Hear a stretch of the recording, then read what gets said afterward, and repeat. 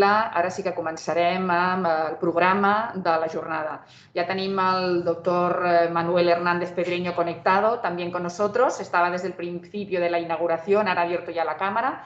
Y si os parece, yo voy a hacer la presentación de nuestro colega, el doctor Manuel Hernández Pedreño, que es profesor titular de Sociología de la Universidad de Murcia y que va a ser el ponente de la conferencia inaugural titulada La exclusión residencial, una asignatura pendiente en España. Él es un gran experto en el tema y yo creo que el contenido de su conferencia recoge perfectamente el sentido de la jornada y antes de darle la palabra quisiera hacer una breve presentación.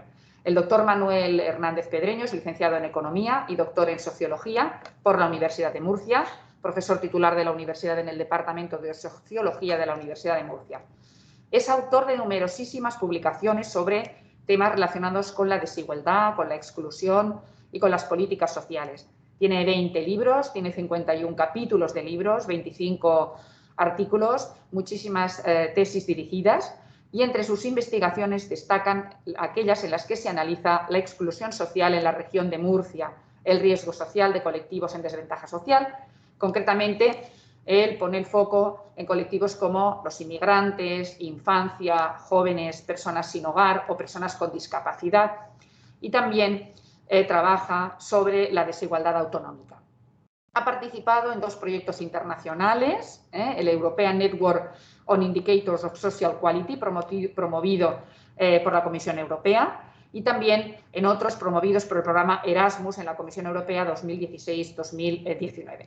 Es director del Observatorio de Exclusión Social de la Universidad de Murcia desde el año 2005, una entidad que, entre otros estudios, viene realizando los recuentos encuesta bianuales sobre la exclusión residencial en las ciudades de Murcia y de Cartagena. Ha obtenido, junto con un amplio equipo de investigadores nacionales, el 20º Premio de Investigación del Consejo Económico y Social, publicado con el título Modelos Sociales Autonómicos en el Contexto Español, del CES del 2019. Y recientemente ha dirigido 2 estudios sobre la situación social de la juventud y de la población gitana, publicados respectivamente con títulos como Inserción social y laboral de los jóvenes en la región de Murcia, en el 2018, Riesgo de exclusión de la población gitana en España e intervención social en el 2019 y, asimismo, en el 2020 ha dirigido el estudio Riesgo de exclusión y políticas sociales autonómicas en España, publicado por Tirán Leblanc en febrero de 2021. Y ha finalizado una investigación sobre los determinantes sociales y enfermedad y COVID en un proyecto comunitario de Totana. Sin más, yo quisiera primero agradecerle que haya querido participar en nuestra jornada para la celebración del Día Mundial del Trabajo Social, en esta lucha por poder conseguir que realmente se pueda ejercer el derecho a la vivienda y por tanto, también agradecerle que, aunque el año pasado no pudimos, él se ha mantenido también en su compromiso con nuestra universidad, con nuestro departamento, con el colegio y con la facultad y participa hoy. Él también es profesor, da clases en el grado de Trabajo Social, también lo quería destacar, en la Universidad de Murcia, con una asignatura que además hace referencia a la exclusión social. Así que es una persona que nos es próxima desde el punto de vista también profesional y sin más, que le damos la palabra. Sí que os quiero recordar cómo procederemos. El doctor Manuel Hernández Pedreño puede hablar alrededor de unos 45 minutos, que será su conferencia, y luego abriremos un turno también de debate. Pero como somos muchos los asistentes y para que no nos falle la plataforma Teams, sí que os agradeceremos que todos los que no seáis organizadores del evento apaguéis las cámaras, apaguéis los micros y que en todo caso iremos recogiendo. Me acompaña la secretaria también del colegio, Meritxell Mestres, y yo misma iremos anotando todo lo que los comentarios o preguntas que vayáis escribiendo en el chat.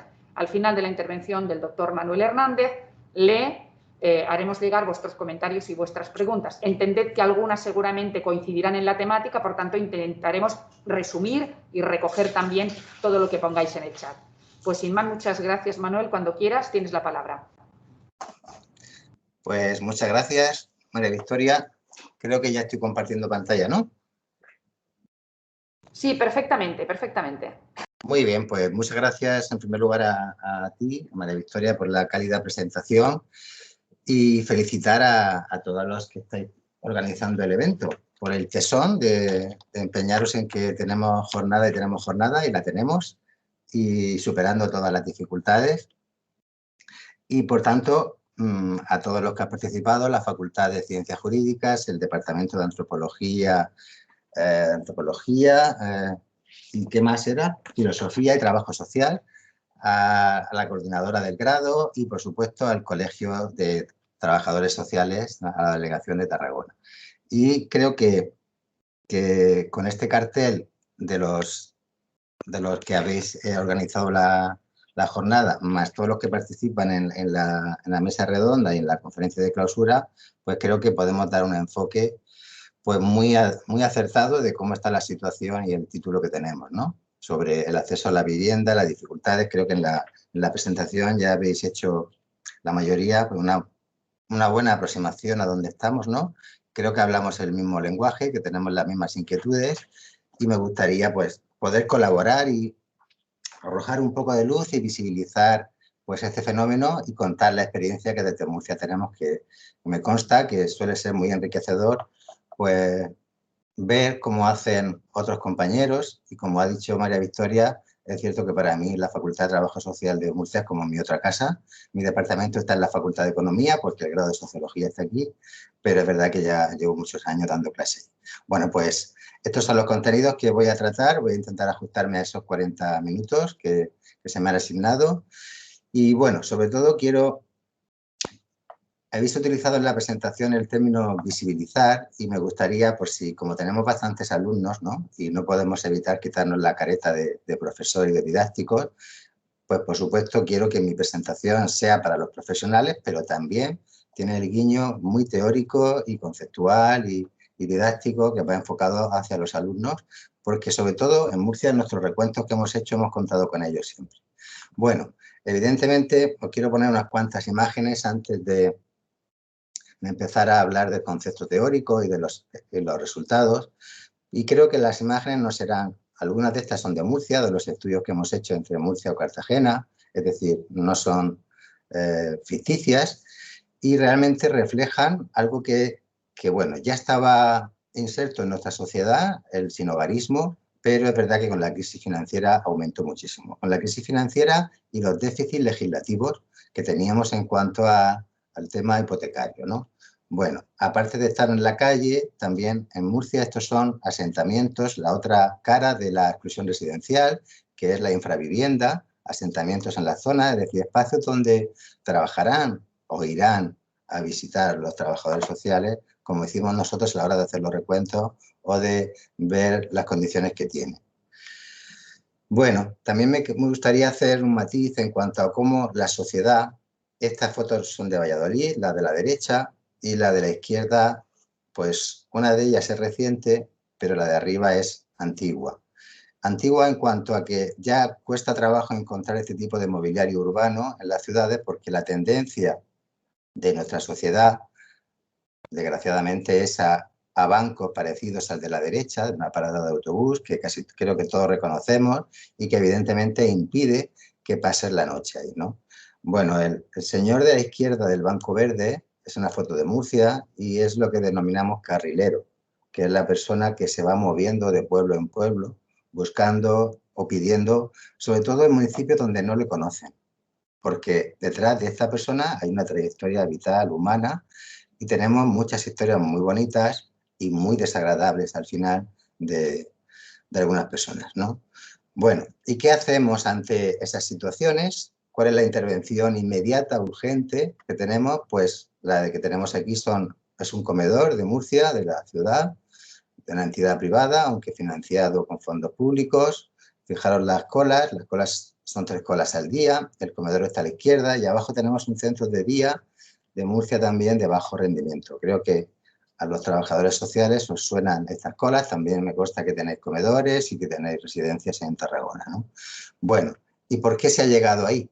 Pues como ya habéis adelantado, vamos a empezar un poco por el final para saber y tomando nota de que las causas que hacen que una persona llegue a esas situaciones son multidimensionales, multifactoriales, Y evidentemente puede haber cuestiones personales como alguna adicción, alguna discapacidad, sobre todo la discapacidad mental es la más frecuente, y también factores familiares como una orfandad, una viudedad o un divorcio muy mal gestionado, pero sobre todo consideramos que son los factores estructurales como la política de vivienda, la ley obsoleta de hipotecaria que fomentó tanto desahucio en los primeros años de la crisis, el mercado laboral, la excesiva flexibilidad, el mercado de alquileres. Bueno, creemos que estos factores estructurales evidentemente posicionan a la población española en general con bastante vulnerabilidad residencial, como vamos a ver ahora. Esta amplitud de factores que inciden en la exclusión residencial, que es el término moderno, en lugar de hablar de sinhogarismo, pues hablamos de exclusión, igual que tampoco hablamos ya casi de pobreza, sino de exclusión social, pues aquí también vamos avanzando, porque la exclusión residencial es más compleja, más completa, conceptual y a la hora de medir. No obstante, sigue utilizándose el término sinhogarismo porque evidentemente impacta más. Y aquí también a veces lo que nos interesa es que la sociedad se dé cuenta de lo que pasa, ¿no? Por eso he puesto ahí el término sin hogar. Evidentemente coincidimos muchísimas disciplinas, no solo trabajo social, sociología, también la economía, el derecho, la educación, o sea, casi todas las disciplinas, ninguna se escapa a la hora de tener que afrontar este fenómeno en España. Por tanto, es importante conocer la evolución de cómo definimos este fenómeno, cómo va evolucionando y también cómo medirlo, porque si queremos ayudar a la política, pues tenemos que saber quiénes son los perfiles, cuáles son las causas, para intentar realizar intervenciones políticas pues, que intenten solucionarlo.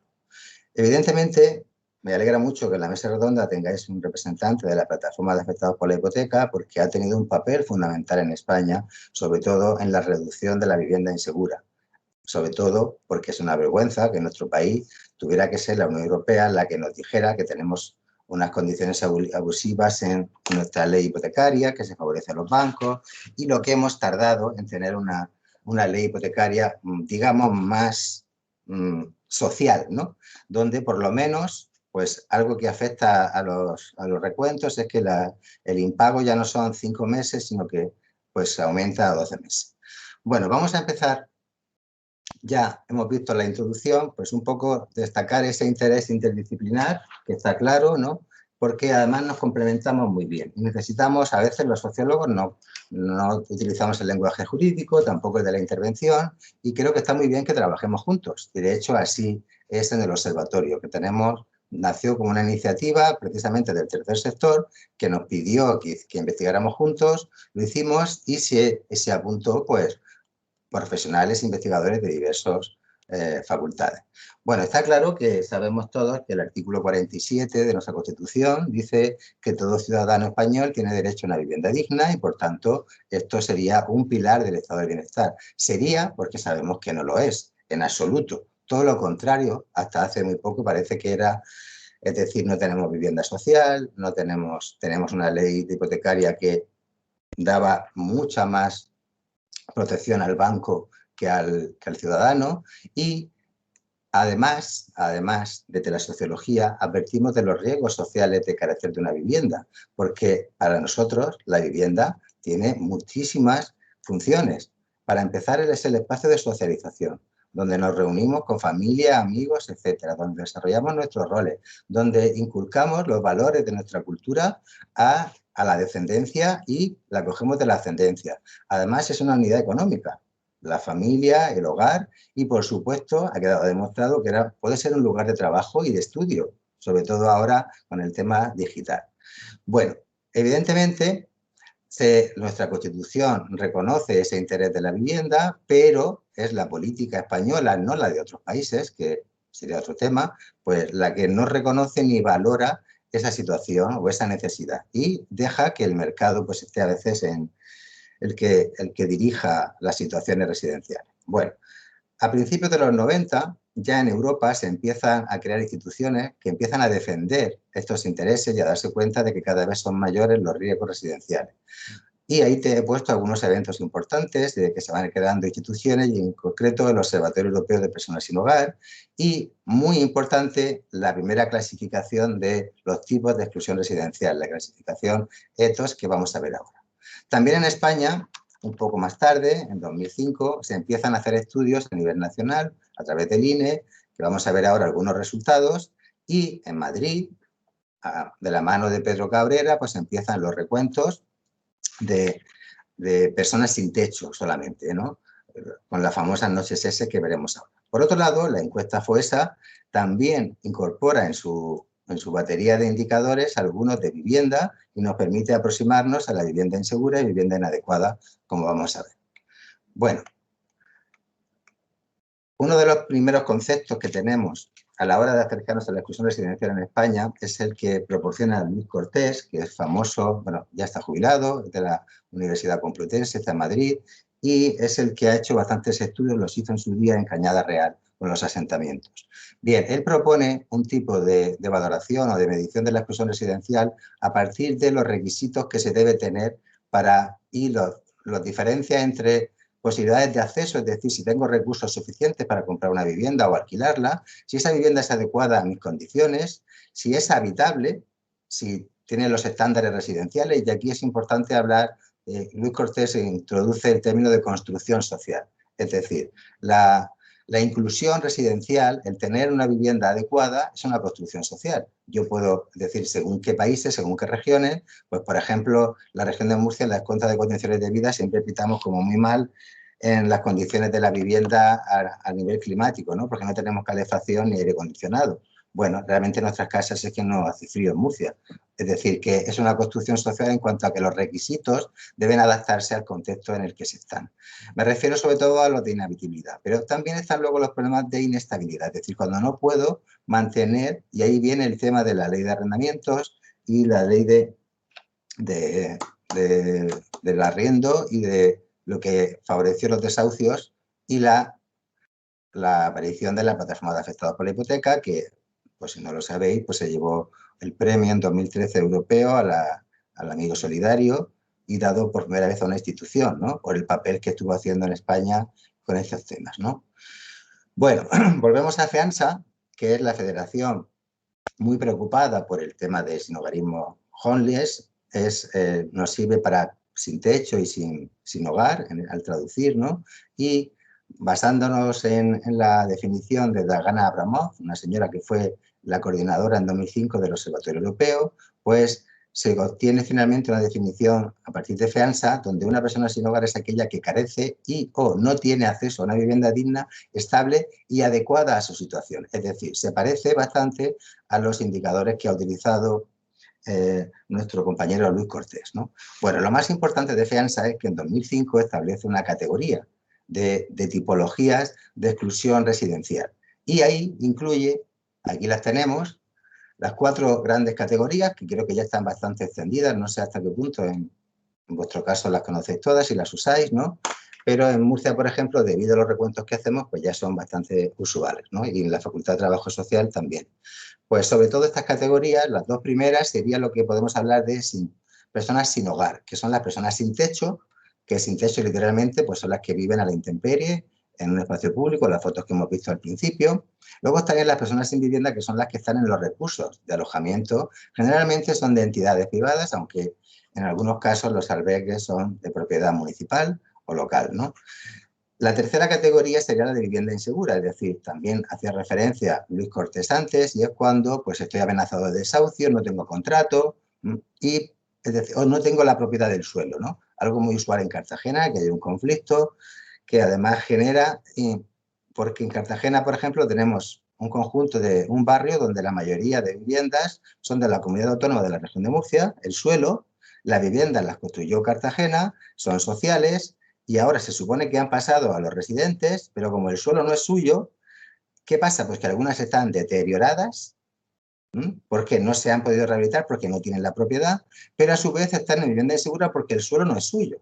Por tanto, aquí, ante las 2 situaciones complejas y que se suman, pues decidimos, por ejemplo, ubicarlas en vivienda insegura, aunque no está claro. Esto es una de las limitaciones de la categoría ETOS. Bueno, en vivienda inadecuada quizás es más sencillo, es cuando no se reúnen esos requisitos, ¿no? Y las estructuras donde se vive pues no son adecuadas, falta luz, agua o cualquiera de los elementos básicos, ¿no?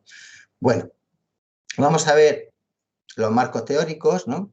Y en concreto, el que utilizamos en el observatorio es que consideramos, en el observatorio también utiliza la Fundación FOESA, consideramos que la vivienda, la situación residencial, es un ámbito, uno de los 7 ámbitos de la exclusión social y por tanto lo vamos a analizar con unas características, midiendo esas condiciones de acceso, uso, etcétera. Bien, eso quiere decir que cuando lo midamos y hagamos unas preguntas, pues le podremos ubicar y hacer la pregunta relativa para medir esa exclusión residencial. Además, en el observatorio siempre intentamos graduar todo en 3 niveles. A las personas que encuestamos intentamos graduar su situación en los 7 ámbitos en integración, vulnerabilidad o exclusión según la gravedad. Bueno, ahora vamos a ver los ejemplos, eso es lo que utilizamos en los recuentos porque van con encuesta, pero antes vamos a ver otras formas de aproximarnos, en este caso a nivel nacional, ¿no? A nivel nacional ya hemos dicho que están las encuestas del INE, que empiezan en 2005 a personas y en 2006 a centros, que ahora vamos a ver algún resultado que nos ofrecen la oferta, lo que estamos ofertando cada comunidad autónoma para estos problemas residenciales. Lo que no ha tenido mucho éxito, y es una de las herramientas que se llevó la crisis financiera, es la encuesta a personas, que solo se hizo 2 veces, en 2005 y 2012, y no se ha vuelto, igual que pasa con otras herramientas, ¿no? Tampoco se hizo el censo de 2011, es decir, la crisis ha tenido bastantes costes a la hora de los investigadores tengamos con estadísticas. También no se ha vuelto a realizar la encuesta nacional de inmigrantes, que se hizo solo en 2007.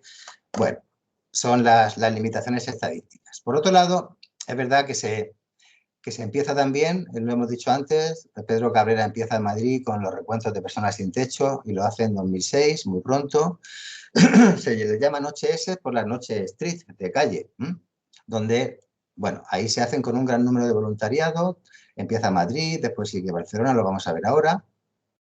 Y luego tenemos los de ámbito específico, los que hacemos como más concretos, en este caso, que nos basamos en la encuesta del observatorio, de las condiciones de vida o en la FOESA.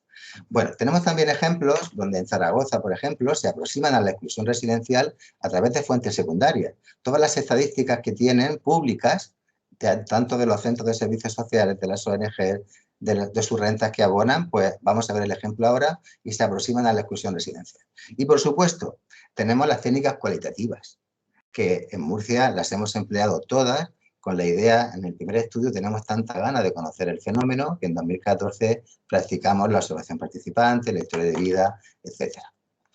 Bueno, vamos a ver algunos resultados ya de las pocas estadísticas que tenemos y que siguen vigentes, que es la encuesta del INE que hace a los centros, que la hace cada 2 años y que no ha sufrido hasta ahora problemas porque realmente es bastante barata. Se hace online, se envía un cuestionario y los centros dicen un poco los perfiles. Aquí tenemos la capacidad de los centros y la ocupación, que ha ido aumentando. Como vemos, nunca están a tope los centros, no están ocupados al máximo. Y también estos centros nos proporcionan pues, los perfiles. Se le hacen unas preguntas y claro, se le da ya unas categorías o unas definiciones de las problemáticas que a veces pues, son un poco soletas, ¿no? Ahí tenemos inmigración, evidentemente la del 18 ya refleja, igual que pasa en Cartagena, la protección internacional debido a los países que estamos recibiendo y que es la cuota que tenemos en España, ¿no? Bueno, la segunda causa más frecuente es la adicción a las drogas o al alcohol y los problemas mentales. Creo que para cualquier trabajador social sabemos que esto está muy vinculado, excepto el primero, con la exclusión crónica o la pobreza crónica que definimos, ¿no? Bueno, también es importante ver que hay una distancia, como ya ha dicho antes María Victoria, una de nuestras líneas de investigación en el observatorio es analizar la desigualdad autonómica y nos interesa mucho el hecho de que estar en una comunidad u otra, pues haya diferentes riesgos y diferentes respuestas institucionales, ¿no? Pues curiosamente siempre nos quejamos de que el norte está mejor, pues sí, os he puesto en rojo que País Vasco es mucho más pequeño que Andalucía o que Cataluña en población, sin embargo tiene mucho más volumen de población de plazas, ¿no? 3.700 la ratio le saldría bastante alta. Luego también llama la atención las poquitas que tiene en ocupación La Rioja o la gran ratio de género que plantea Navarra, por ejemplo, ¿no? Que evidentemente hemos visto que una de las causas era la violencia de género, eran espacios para mujeres víctimas y Bueno, aquí en este dato de la situación de las personas en la exclusión residencial no merece la pena ni siquiera pararnos porque tiene bastantes defectos de muestra, ¿no? Como diría vuestro compañero Ángel Berzuregui, colega mío para algunos trabajos, pues realmente habría que descartarla porque no puede ser que en 2012 se reduzca el número de personas sin hogar en la región de Murcia, porque sabemos que no fue así, ¿no? Con la crisis fue todo lo contrario, pero ¿qué pasa? Pues hay que ver a veces, y recomiendo a profesionales y a estudiantes ver la metodología. No le he puesto aquí para leerla, sino ver las grandes limitaciones, que solo se hacen en grandes municipios, que la pregunta es demasiado corta, que no se hace a todas las entidades, que en Murcia, cuando vemos la muestra, participaron muy poquitas y, sobre todo, no sigue la clasificación. Entonces, no define qué es lo que está considerando, ¿no? Bueno, de todas formas, la encuesta no ha seguido, pero es la única intención que hubo en España a nivel nacional, ¿no? Bueno, ahora vamos con los recuentos, que son muy interesantes y realmente una de mis tareas hoy era intentar convenceros para que hicierais uno en Tarragona, puesto que es una ciudad, digamos, amoldable y se podría hacer el recuento a varios niveles muy fácilmente, ¿no?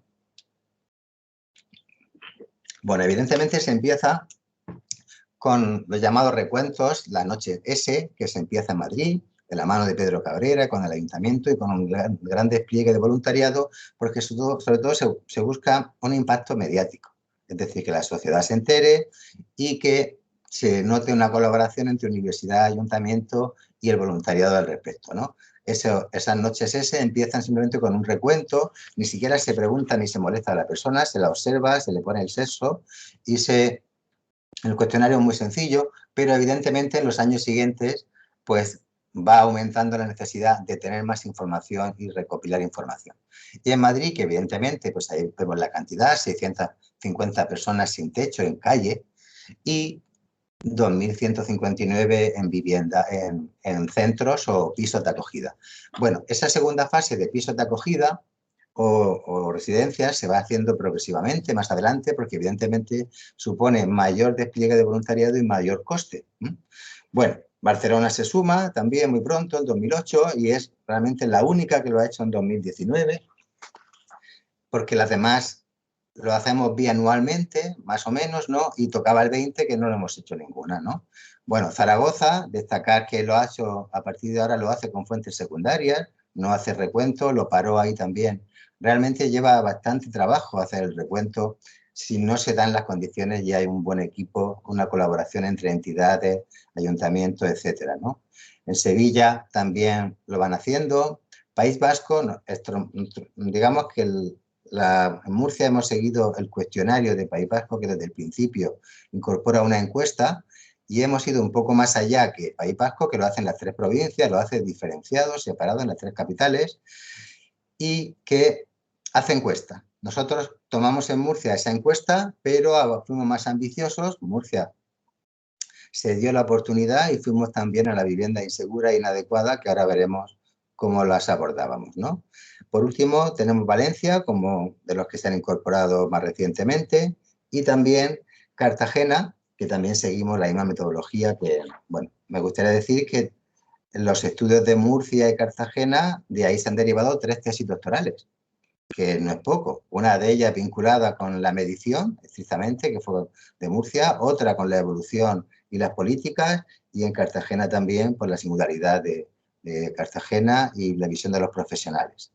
Bueno, vamos a la última aproximación a la medición, sería la de la Fundación FOESA, que ya hemos dicho que tiene en una encuesta con 35 indicadores, calcula un índice de exclusión que lo obtiene a partir de la valoración entre esos 35 indicadores, y de vivienda tiene estos indicadores que nos aproximan a la vivienda inadecuada y la vivienda insegura. Estos 8 indicadores nos aproximan y los podemos medir y tenemos los resultados de todas las encuestas FOESA que se han hecho. Es decir, podemos seguir una evolución de estos indicadores y muy importante en cuanto a hogares y personas. A mí este tema me gusta destacarlo con los alumnos de trabajo social por el tema de que a veces ¿con quién intervenimos? ¿Con una persona o con un hogar? Hay confusiones. Es verdad que hay ámbitos, por ejemplo, la vivienda, no tiene sentido pero sí, si es exclusión extrema con una persona, pero si estamos con las condiciones residenciales es un hogar, ¿no? Bueno, importante que la Fundación FOESA pues tenemos el estudio muy reciente, salió en 2019, la encuesta de 2018, y ahí también pues, nos permite ver, porque se calcula el porcentaje de personas en exclusión en cada ámbito, y vemos que la vivienda es de los ámbitos donde más, es decir, escenifica muy bien la limitación de nuestra política y el problema grave que tenemos en España con la vivienda y que es crónico. Evidentemente, en 2013 aumenta un poco más, ¿no? 27, pero aunque se reduce en 2018, sigue siendo un 23% un problema para un 23% de la población española. Evidentemente se nota el tema del empleo en uno de los años fuertes de la crisis, 2013, y de mayores recortes, y también, fijaros cómo también refleja la encuesta FOESA, la salud. Evidentemente me gustaría destacar que todos los ámbitos están relacionados. Actuar o intervenir con la vivienda para un grupo, un colectivo, no tiene sentido si no actuamos con otros ámbitos. Eso lo sabemos todos y evidentemente están vinculados, ¿no? Bueno, también la encuesta FOESA nos permite ofrecer el modelo residencial que tenemos. Es decir, nuestra cultura nos ha llevado, sabemos que hay indicadores de tasas de alquiler en España muy altos antes del franquismo, donde se vivía básicamente de alquiler, pero durante la dictadura fue modificándose y fuimos tendiendo a la propiedad. Somos de los países que más propiedad tenemos. Ahí tenemos que casi el 65% de españoles vivimos en casa propia. La mitad de ellos no la hemos pagado todavía, la tenemos a medio, y luego tenemos mucho menos alquiler con los inmuebles y, curiosamente, pues funciona bastante la herencia o la donación, y fijaros el ridículo porcentaje de viviendas o alquiler social que tenemos, un 1,4. Bueno, ya hemos dicho antes que los indicadores de la Fundación FOESA nos permiten aproximarnos a la vivienda insegura y a la vivienda inadecuada. Aquí los tenemos, ¿no? Después, si es necesario, recurriremos a ello, pero nos aproximan a la categoría ETOS bastante. Tienen en cuenta bastante las mismas categorías porque ya estaba la categoría ETOS aprobada en su día, ¿no? Bueno, esto nos permite, y como hemos hablado de la importancia de lo autonómico, pues curiosamente en el informe FOESA, Cataluña en el último informe sale muy mal y Cataluña se suma.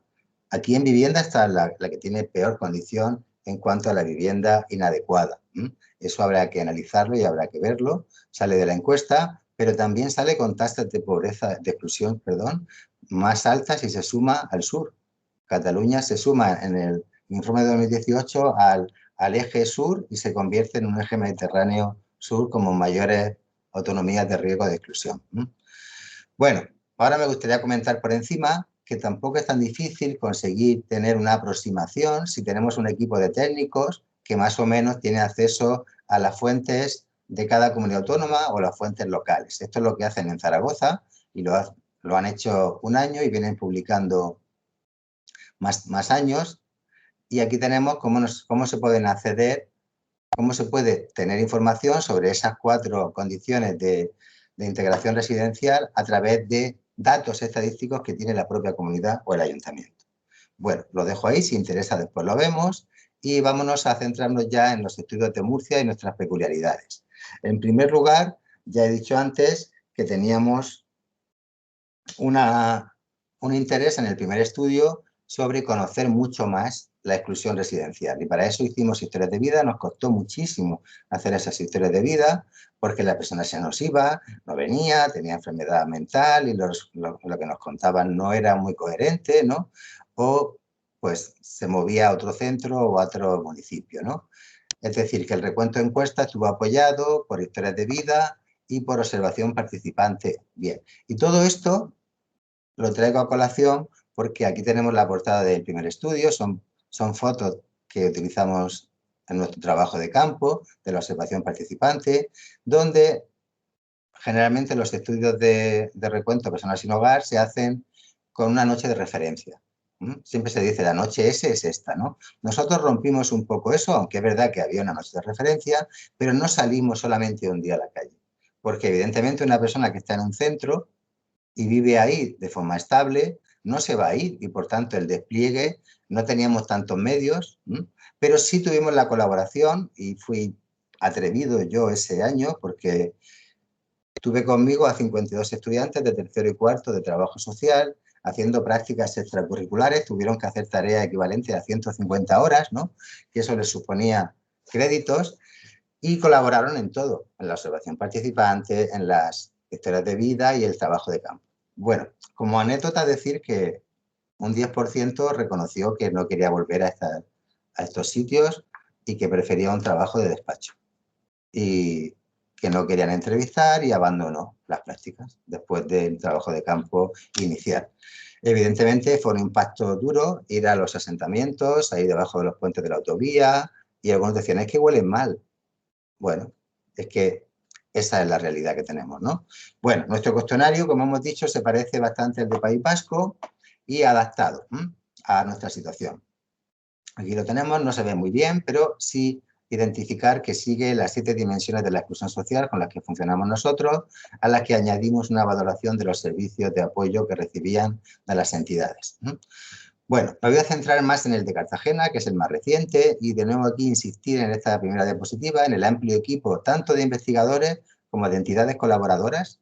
En este de Cartagena también participaron los estudiantes, pero ya a través de las entidades con las que estaban haciendo las prácticas. Aquí nos pareció más interesante porque había un problema a la hora de que contestasen el cuestionario. Si no conocían a la persona que se lo estaba haciendo, era más lento y había más desconfianza. Por tanto, lo que hicimos es hacer a través de los profesionales de las entidades, y ahí entraban los estudiantes de trabajo social, pero los que estaban haciendo las prácticas ahí, que ya sabían que iban a trabajar. Bueno, evidentemente todo se hacía a través de convenios con el ayuntamiento y con la EAPN en la región de Murcia, y este estudio de Cartagena, pues estamos bastante orgullosos de él. Aquí tenemos la portada y evidentemente nuestra novedad es que ofrecemos no solo un recuento, sino la situación social de estas personas en los 7 ámbitos de la exclusión social. Es decir, combinamos exclusión social con exclusión residencial.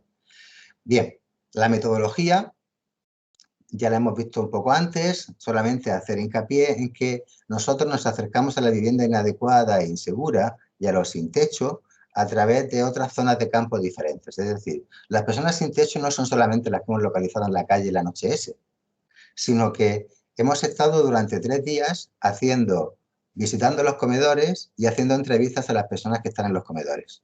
Esas personas que están en los comedores, es verdad que luego en los cuestionarios puede ser que alguna estuviese en integración porque tuviese un piso en propiedad y no tuviera problemas residenciales, sí económicos, porque necesitaba comer en un comedor, por ejemplo, ¿no? También en Cartagena hay un economato y, es decir, se hizo entrevistas a todos estos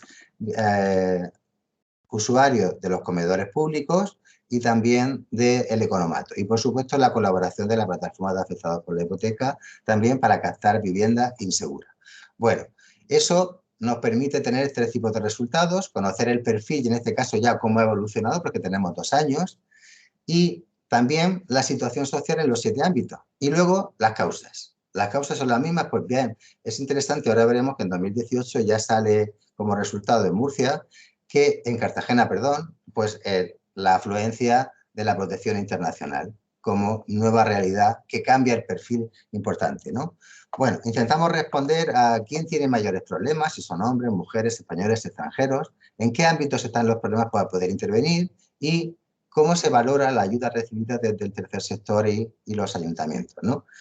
Bueno, aquí tenemos el total de personas de encuestas recogidas en el trabajo de los contextos, pero evidentemente ya he dicho que algunos cuestionarios que recogíamos en los comedores pues estaban en integración, luego se descartaban porque no estaban en exclusión residencial. Ahí tenemos el total de trabajo de campo más luego clasificados, es decir, insisto en que el trabajo de campo era una cosa, por ejemplo, en 2018 solamente cogimos en calle esa noche a 5 personas, pero llegamos hasta 23 porque las captamos bien en comedores o bien en el economato, cuando iban a pedir comida.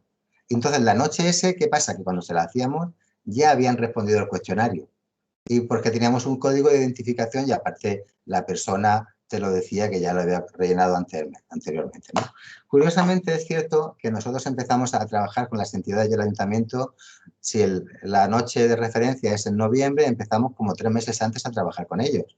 Y eso también hace que pues tengamos un censo, que vayamos situando todas las zonas y que haya un trabajo en red previo, incluso pues que se reduzca las personas que están sin techo, ¿no? Bueno, para ir ya finalizando, aquí tenemos un poco los perfiles, que he dicho era uno de los objetivos, los perfiles de la exclusión residencial, que cambian un poco respecto a los que tienen otros recuentos, si los tomamos en la totalidad. ¿Por qué? Porque hemos considerado vivienda inadecuada e insegura. Ningún otro recuento en España los considera nada más que nosotros. Por tanto, habría que ir a cada tipo de exclusión residencial para ver los perfiles según sexo, porque aquí ahora tenemos más mujeres, que suele haber, y también más españoles, ¿no? Bueno, me voy a parar aquí un poco en los motivos, en las causas de la exclusión residencial, que como hemos visto antes también coinciden un poco pues, con lo de nivel nacional, pero no siempre. Por ejemplo, pues en España, en Cartagena, evidentemente, un extranjero que acaba de llegar o está en protección es la primera causa, los que nunca han tenido en España. En segunda causa se posiciona en la ruptura familiar, ¿sí? Y luego los problemas económicos que no pudo pagar o que perdió el trabajo. Bueno, en cuanto a los servicios de apoyo que han recibido, también es algo que aparece en la encuesta y sobre todo fijaros lo importante de la ayuda económica, cómo ha subido y cómo se notaba ya la mejora económica en 2018, puesto que el 27% había recibido ayudas económicas. Bueno, este es nuestro sistema de graduación, que es complejo, pero nos permite identificar, lo vamos a ver en el siguiente cuadro, en cada ámbito en dónde están las personas y, por tanto, hacer propuestas para la intervención por ámbito. Lo vamos a ver aquí más resumidamente. Tanto en ingresos como en trabajo, el 70% o el 60 y pico en ingresos están en situación de exclusión. Es decir, ¿qué significa estar en situación de exclusión a nivel laboral? Que está parado o que busca primer empleo. ¿Quiénes son los que estarían peor? Los que viven en vivienda inadecuada y la mujer española, donde el problema laboral aumenta hasta el 83%. En ingresos mejora la situación, como vemos, pero sigue siendo un porcentaje muy alto de las personas entrevistadas. Tener menos de 400 euros influye el 53%. Bien, solamente decir que en contra de lo que se piensa a veces, pues la dimensión salud es de las que mejor tienen las personas entrevistadas, ¿sí? Y que solamente un 16% tiene enfermedad mental o física o ha consumido alcohol y drogas de forma... Este porcentaje, evidentemente, aumenta para algunos colectivos. Al hombre español, que todos tenemos en mente esa figura de hombre crónico, mayor de edad, con problemas de adicción, y también a las personas sin techo. Evidentemente, esto es una información importante o relevante para la intervención social y que nos permite planificar. Y ya, para terminar, evidentemente hemos visto Cartagena es una privilegiada, realmente fue una propuesta del ayuntamiento y fue el efecto imitación, por no llamar el efecto envidia, con Murcia, de querer también, sabéis que en Murcia y Cartagena tenemos cierta competencia sana y tenemos ahí la asamblea, donde hoy se está aprobando algo importante o más bien denegando, y nuestros estudios permiten una aproximación bastante inédita a nivel cuantitativo sobre la vivienda insegura. Bueno, ¿qué resultados también ofrece? Evidentemente, todos nuestros manuales llevan un mapa diciendo dónde está la infravivienda, la vivienda inadecuada y también los colectivos en vivienda insegura que tienen más problemas. Por tanto, como tenemos ese perfil, las políticas se pueden orientar mucho mejor, ¿no? Y, por ejemplo, como ya lo he dicho, pues en Cartagena se refleja la realidad, nueva en 2018, donde llegan bastantes pues, personas solicitantes de asilo, de protección internacional o en la acogida humanitaria. Bien, este perfil que llega no es el perfil típico de persona que viene a buscar trabajo, por tanto, nos rompe en gran medida los perfiles que teníamos el año anterior. Por eso quería destacar la importancia de hacer ese recuento periódico y de poder clasificar a los encuestados en distintas categorías. ¿Por qué? Porque los solicitantes de asilo tienen un perfil y tienen unas expectativas y los que no tienen esas condiciones tienen peores condiciones, niveles educativos diferentes, no tienen problemas de idioma o tienen otros diferentes, ¿no? Bueno, evidentemente nada es perfecto y no siempre es tan fácil hacer estos recuentos. Yo os animo y os ayudo si si os atrevéis a hacer recuento encuesta, pero evidentemente hay dificultades. Nosotros las hemos ido sorteando con la experiencia, pero el primer recuento fue un poco desastre en algunos colectivos que no supimos afrontar bien, como la enfermedad mental, por ejemplo. Nos trastocó mucho, valga la redundancia, entrevistar a personas que no tenían un hilo conductor, que no era fácil entrevistarlos, y eso lo salvamos en los siguientes estudios, ¿no? Cogiendo sus datos del centro y no perdiendo su perfil en muchas características, ¿no? También, evidentemente, es un problema de las personas. Bueno, el problema de que se tenga que hacer con un día de referencia tiene sus ventajas y sus inconvenientes, porque puede ser que te pille un día, por eso nosotros cogemos 3 días. 3 días con una fecha de referencia. ¿Por qué? Porque si ese día resulta que se han ido a Murcia, a un grupo, por lo que sea, o han llegado, pues es un tema puntual, ¿no? Bueno, eso pasó en Cartagena, que se asustaron porque salieron 3 personas más en los comedores que estaban en la calle y no los tenían localizados ninguna entidad y se enfadaron.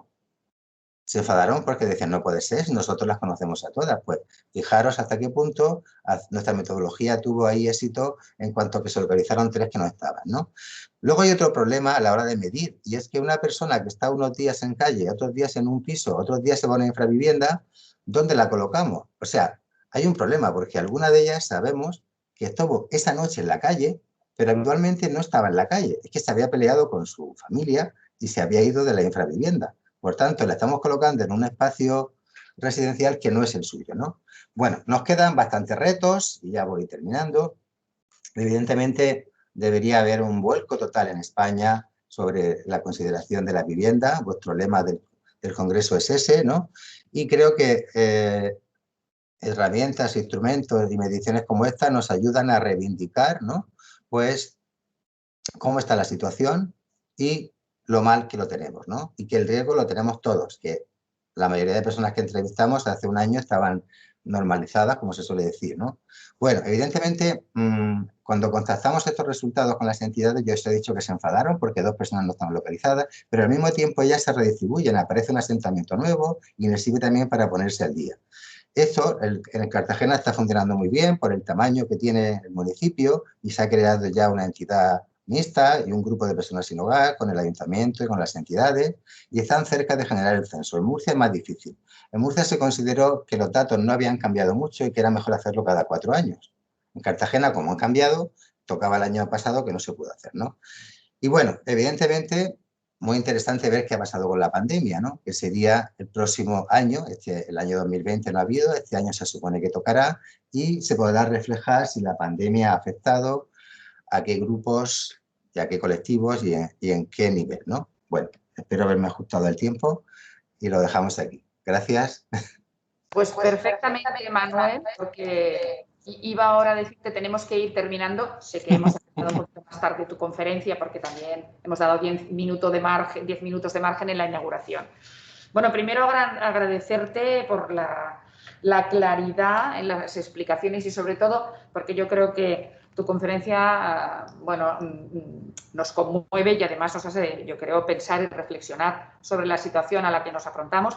Y como tú decías al final de tu conferencia, los retos que tenemos a futuro. No solamente es ver, ¿no? Y tú lo explicas muy bien, cómo ha evolucionado el fenómeno y cuáles son las causas y cuáles son las políticas de vivienda que de ellas se derivan, sino también yo creo que el interés de tu conferencia está en cómo habéis incorporado el tema de la investigación-acción, ¿no? Para al final obtener unos resultados que son evidencias científicas sobre la base de las cuales se pueden enfocar, evidentemente, a través de esta medición, del análisis y de los resultados que se obtienen, se pueden enfocar o sería deseable que se enfocaran pues, la planificación de la intervención y las políticas de vivienda social, ¿no?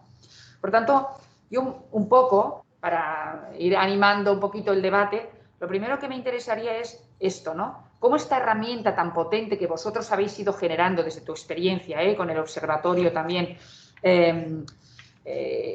a través de los resultados, ¿no? Que yo digo es no solamente los resultados, sino incluso lo que tú decías, el mapeo, ¿no? Poder ubicar territorialmente dónde están los asentamientos de viviendas infraviviendas, de la vivienda insegura, ¿no?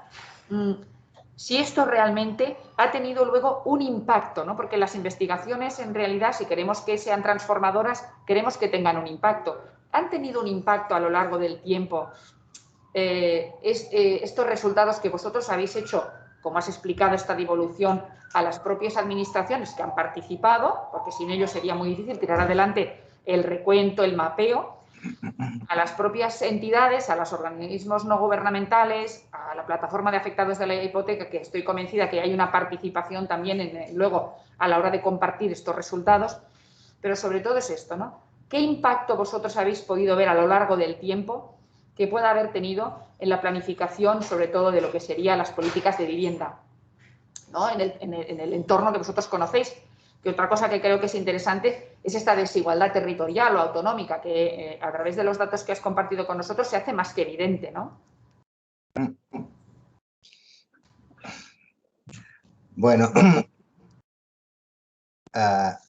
evidentemente, como he dicho, en Cartagena sí ha tenido bastante impacto y la verdad es que es un grupo que estaba ya trabajando y esta tarea vino a consolidar y realmente, como lo has dicho, investigación-acción, total, muy bien, y con las entidades las reuniones eran con merienda, como suele ser, porque había muy buen rollo, cada entidad se peleaba por dónde hacíamos la merienda, porque los talleres, claro, había que formar, consensuábamos con ellos, era todo muy lento. Sabéis que desde la universidad trabajar con el tercer sector, pues, ¿qué pasa? Pues que nosotros que nacemos en 2005 y son ellos los que vienen a la universidad y dicen a un vicerrector, queremos investigar, salimos a la calle a quejarnos de la situación de la exclusión, que precisamente el observatorio nace con este tipo de informes sobre vivienda, ¿no? Porque estaba muy mal y la plataforma, que entonces no se llamaba EAPN, se llamaba algo parecido, pues nos pide, y curiosamente los que estábamos trabajando estos temas nos llama el vicerrector y nos pone, y a mí me dice, venga, tú organiza y tal, ¿no? Así a dedo.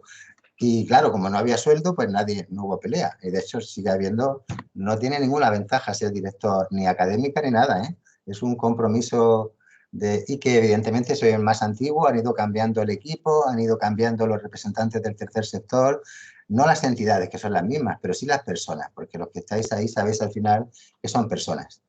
Y yo siempre, cuando veía que el observatorio tenía cierta crisis, porque estábamos cansados, aparecía nuevo capital con mucha energía y muchas fuerzas para nuevos proyectos. Digo, vaya, no se acaba, seguimos, ¿no? Y así, pues hemos ido sumando proyectos y ya la verdad es que tenemos equipos, pero yo creo que, bueno, no sé, el hecho de que no tenga reducción docente, que no tenga salario, nada de apoyo, que esto es un compromiso, también hace que con las entidades sea una relación más cercana. Pero es verdad que nos costó el primer año, los primeros estudios eran de exclusión social general y estuvimos un año haciendo un cuestionario con ellas, un año entero para hacer el cuestionario que iban a completar las entidades, ¿no?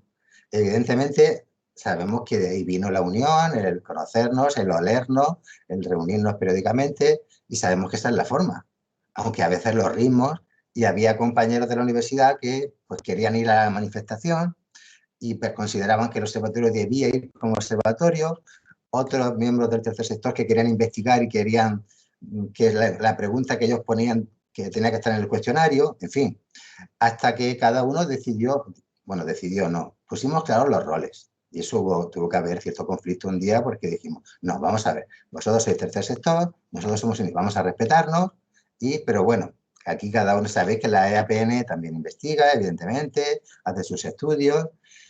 Y bueno, el caso es que en el tema de los recuentos, es un tema que sensibiliza bastante al tercer sector, al ayuntamiento, y yo creo que es una cuestión local. En este caso ha funcionado bien y en Murcia es mucho más difícil. También por el tamaño, en Murcia es más difícil hacerlo, espero que no me llegue a nadie, porque pues no hay la misma unión entre las entidades, hay más competencia entre ellas en Cartagena, y eso ¿cómo se hace? Pues años de trabajo. Y porque han tenido un líder que ha sido el ayuntamiento, los técnicos del ayuntamiento los han hecho, y el meter a la universidad, que somos neutrales, pues también ha sido positivo, porque había respeto, educación e interés, y evidentemente así se ha visto, ¿eh? De hecho, las entidades modificaron sus políticas y estaban deseando, y se abrió un centro de recursos de apoyo nuevo, y yo creo que a nivel local ha funcionado mucho. A nivel regional, poco impacto, pero es que chocamos con la política, ¿no? Y nosotros no le damos el toque mediático de que se entere toda España que se ha hecho un recuento en Cartagena, es un poco más nuestro, y evidentemente si son multitudinarias la presentación se hace avance de resultados, intentamos que se haga rápido, En fin, pero sobre todo creo que les viene muy bien a ellos, nos viene bien a todos para el trabajo en red que hacemos y darnos cuenta de los útiles que podemos ser, ¿no? Nosotros nos sentimos útiles y ellos también nos tienen que, por ejemplo, es verdad que hicieron un poco de trampilla, ¿no? Porque como estábamos 3 meses antes, pues las personas sin hogar que pudieron convencer que estaban en calle, pues las metieron en centros, ¿no? Pero bueno, eso es positivo, ¿no? Aún Sí, así, se les escaparon eso ya es 3. un impacto, eso ya es un impacto. Manuel, mira, tenemos en el chat un poco animado ya, te voy a ir leyendo algunas de Venga, las claro. preguntas. Una, entiendo que es una estudiante, dice, mi pregunta es cómo los jóvenes podemos contribuir a cambiar, ¿no?, esta situación de manera directa. ¿Cuál puede ser nuestra colaboración, nuestra participación? ¿Cómo podemos participar? Te digo alguna otra, ¿eh? Dice, durante la charla ha hecho usted referencia a que en España hay un 14% de vivienda social. ¿Cuál sería el porcentaje ideal, ¿no? ¿Cuál sería el mínimo indispensable para minimizar la exclusión residencial, ¿no?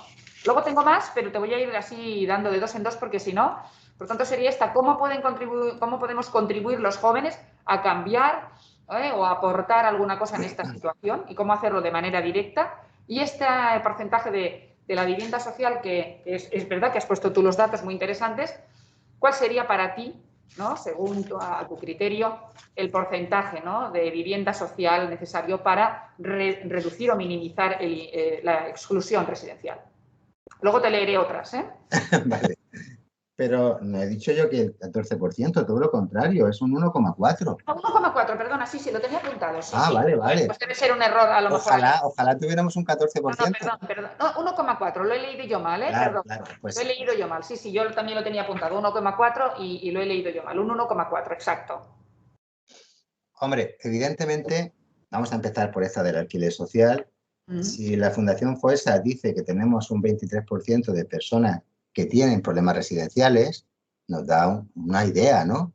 El tema es que los que somos mayores, pues hemos conocido las VPO, que ya no existen, las viviendas de alquiler social, que tampoco están en el mercado, que salen unos años y luego se venden al mercado normal. Es decir, tampoco ha habido interés por parte, y si no es por el desastre ya caótico de la crisis financiera que interviene la plataforma, esto es un desastre.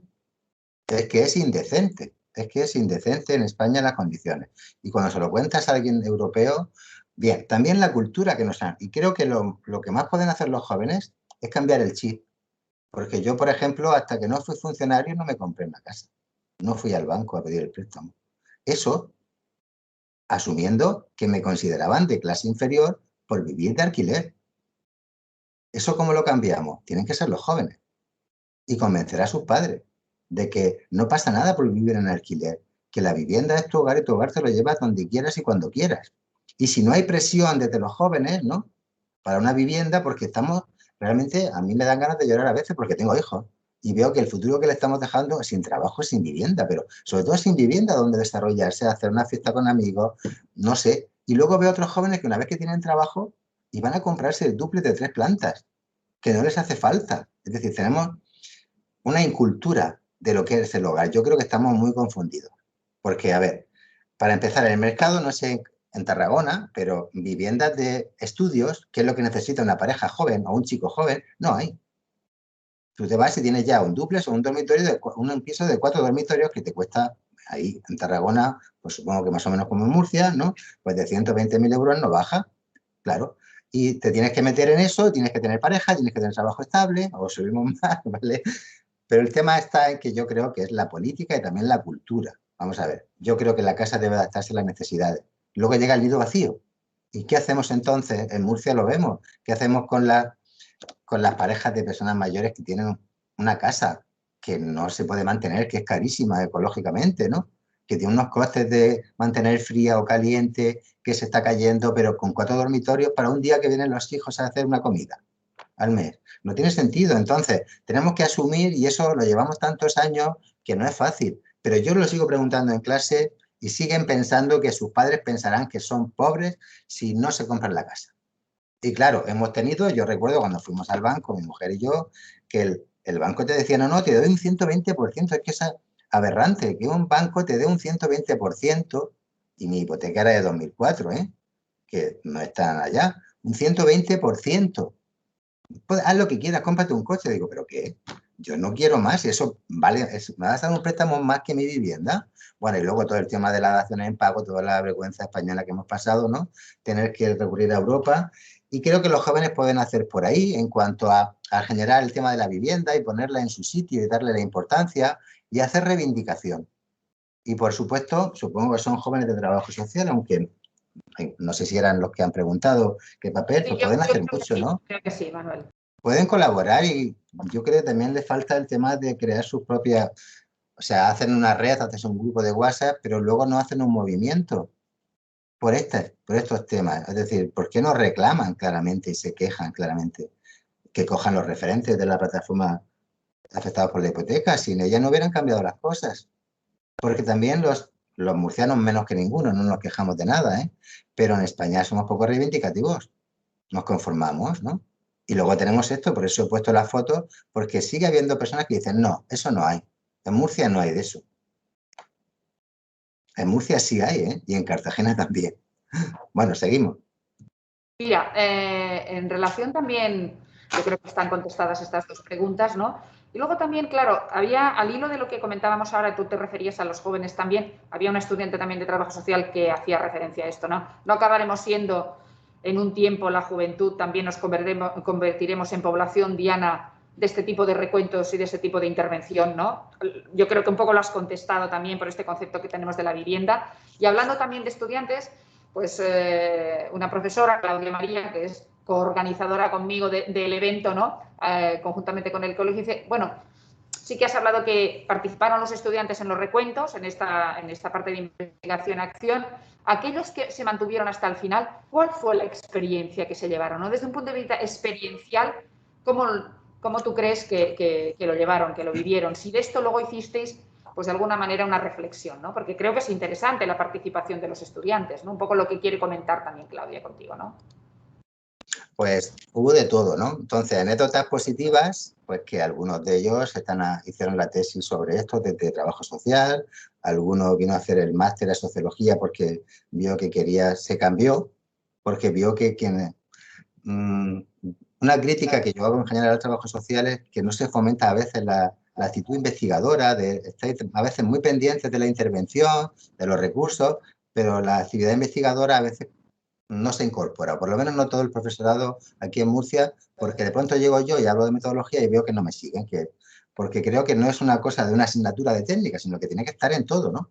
En toda la carrera, hablarle de artículos, hablarle de pequeña investigación y que tengan las técnicas como algo propio, ¿no? Porque ya es un grado y no es como antes, que teníais que tener otra licenciatura en otro tema para poder ser doctores y tal, ¿no? Bueno, como anécdota positiva esa, pero como negativa, o bueno, más que como negativa, como, digamos, anecdótica, el hecho de uno de la observación participante les ayudó mucho a ellos a ver si querían ser esto de mayores o no, porque tenían que ir a los espacios donde están. Y una de las más bonitas fue trabajar o estar con los aparcacoches, ¿no? Los aparcacoches y las puertas de los centros, cómo entraban, cómo llegaban, porque sabemos, en clase yo les daba técnicas de investigación y todo esto lo habíamos trabajado. Sabemos que cómo se llega a un centro y cómo se sale es fundamental para entender cómo te integras ahí, cómo lo llevas, ¿no?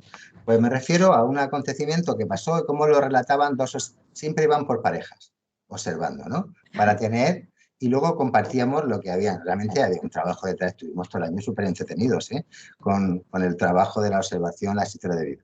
Bueno, pues en este caso, en la puerta de un centro de día hubo un altercado, o bueno, uno lo vivió como un gran altercado, diciendo que aquí ha habido un ataque, un conflicto entre un español y un extranjero y aquí tienen que poner guardias de seguridad en la puerta, mientras que otro lo minimiza y dice que aquí nada, dos personas, uno se ha puesto nervioso porque tenía prisa, necesitaba llamar por teléfono y le ha pedido al otro si le puede dejar que entre antes, se ha puesto antes en la cola, ¿no? Pero se ha resuelto sin problemas.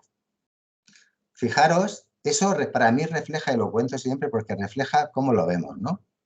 Y luego también, pues evidentemente, como yo lo veía, como los que tenían que ver a los que estaban pidiendo en la puerta del Corte Inglés, íbamos juntos, ¿no? Pero incluso alguno se cruzaba de calle.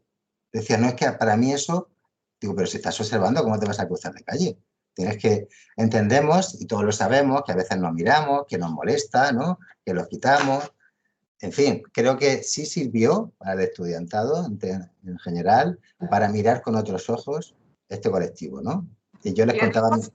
tenemos ¿Cómo? más comentarios, como tenemos muchos, no sé si Venga, venga. ninguno. Mira, hay otro que dice, es una vergüenza que haya miles de viviendas, ¿no?, en manos de grandes tenedores, ¿no?, y los fondos de inversión, las entidades bancarias, dice, y que por otra parte pues haya mucha gente sin vivienda, ¿no? Dice, al gobierno, bueno, aquí pone más o menos, les importa poco hacer políticas sociales sobre vivienda. ¿Dónde están? Yo sí que quisiera hacer un inciso, y es que sí que existen algunos instrumentos legales para... Lo que pasa es que para eso hace falta recursos económicos, y en eso podemos entrar un poco en el debate, pero poco porque se nos va un poco el tiempo. Pero sí existen algunos, ¿no? Y es que existe la posibilidad de expropiar por parte de los ayuntamientos en los que la tensión habitacional sea muy elevada, expropiarlos. Para eso, claro, el ayuntamiento ha de tener posibles, ¿no? Y convertir esas viviendas en vivienda social. Esto se hace muy poco, pero sí que existe este instrumento legal.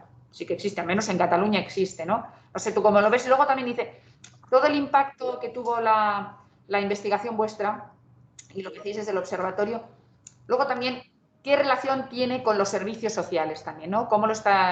¿Qué relación teníais, qué coordinación con los servicios sociales, ¿no? ¿Ya? Sí, tengo Vale. muchas más. Bueno, empiezo por la última, que me gusta más la primera. La última, pues ya he dicho que con los servicios sociales de Cartagena, fenomenal, porque Cartagena creo que han sido muy valientes y no les importaba mostrar los trapos sucios de cómo están sus usuarios y lo que les falta. Entonces, eso es, y a los políticos les dio igual. En Murcia había, pero bueno, hemos tenido otro ejemplo de otro ayuntamiento que hemos hecho un estudio y se ha quedado en un cajón, ¿eh?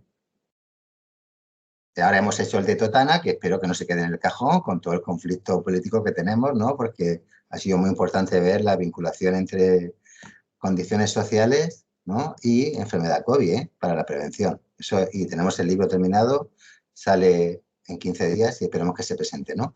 Bueno, con los servicios sociales, al final, con los técnicos, fenomenal, pero está la política en medio, ¿no? Y la política en medio, y en Murcia, que tenemos el PP general, pues a veces, lo siento, pero sí hay color. El color sí hace en estos casos, ¿no? Que parece que determinados grupos políticos pues son más afines a que se muestren los resultados y otros menos, ¿no? Bueno, y en cuanto a...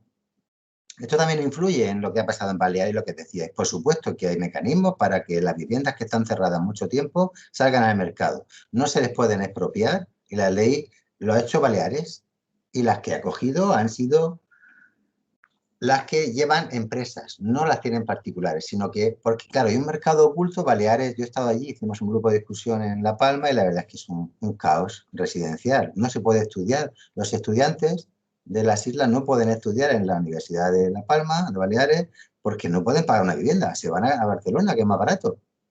Y eso, vamos, se les están yendo sus propios cerebritos porque no pueden pagar una vivienda, es que no hay. Entonces, claro, es normal que hayan expropiado a estas que son de empresas internacionales que tienen. ¿Qué pasa? No es tan sencillo, ¿eh? Porque ahora van a ser, vamos a ver, esos pisos a veces son de lujo. Están en edificios de lujo. Y ahora, claro, ¿cómo damos? Eso va a ser una vivienda social ahora para ¿quién es? ¿El que tiene más necesidad? ¿No? Una familia inmigrante ecuatoriana o africana que tiene 5 hijos, ¿lo vamos a llevar ahí? ¿Vamos a crear un conflicto? No sé, yo lo planteo ahí. No es tan sencillo, ¿eh? Yo creo que como lección está bien para saber que o las metemos en el mercado y las alquilamos y eso bajaría los precios, ¿no? Pero no es fácil presionar. Sabemos todos que estamos en un capitalismo y que, a pesar de la ley, vamos, es fortísimo, ¿no? El poder que tiene el mercado ahora mismo. Manuel, ahora solo voy a leer algunos comentarios más, no vamos a contestarlos porque nos vamos de tiempo, deberíamos de respetar un poquito Claro. la pausa café virtual. Te agradecemos infinitamente tanto la conferencia como la participación en la jornada y, por supuesto, tus reflexiones y este debate posterior. Ojalá tuviéramos más tiempo. Hay interés también en explicar experiencias, porque existen, es verdad, algunas experiencias del tema de la expropiación de los grandes tenedores, ¿no? También aquí se hace referencia pues bueno, a otras cosas interesantes como políticas relacionadas con alguna despoblación de las zonas rurales, ¿por qué no utilizarlas? ¿No? Y esto lo pregunta una joven, una estudiante de trabajo social, Ángela Sara García. Muy bien. Bueno, o sea que yo creo que hay mucho interés. Estoy convencida, a todos los que estáis en el chat poniendo cosas, que esto se ha animado mucho, que tenemos otros espacios para poder hablar sobre estas cuestiones. Nos viene ahora, detrás de la pausa café, pues la mesa redonda, que yo creo que nos dará la oportunidad de reflexionar sobre muchas de las cuestiones que aquí planteáis. Las podéis retomar y volver a plantearlas cuando estemos en la mesa redonda. Sin más, sí que te agradezco de nuevo, Manuel, que hayas estado con nosotros, i us agraeixo a totes i a tots aquesta participació i aquesta animació del xat. Si us sembla, tanquem ara aquí la sessió i ens tornem a veure a les 11, que seran les 11:05, perquè anem una mica fora d'horari. Però bueno, jo crec que a les 11:05 o 11:10 tornaríem a engegar amb la taula rodona. Doncs gràcies a totes i a tots, ens veiem en una estona. Muy bien, hasta ahora. Chao. Adiós.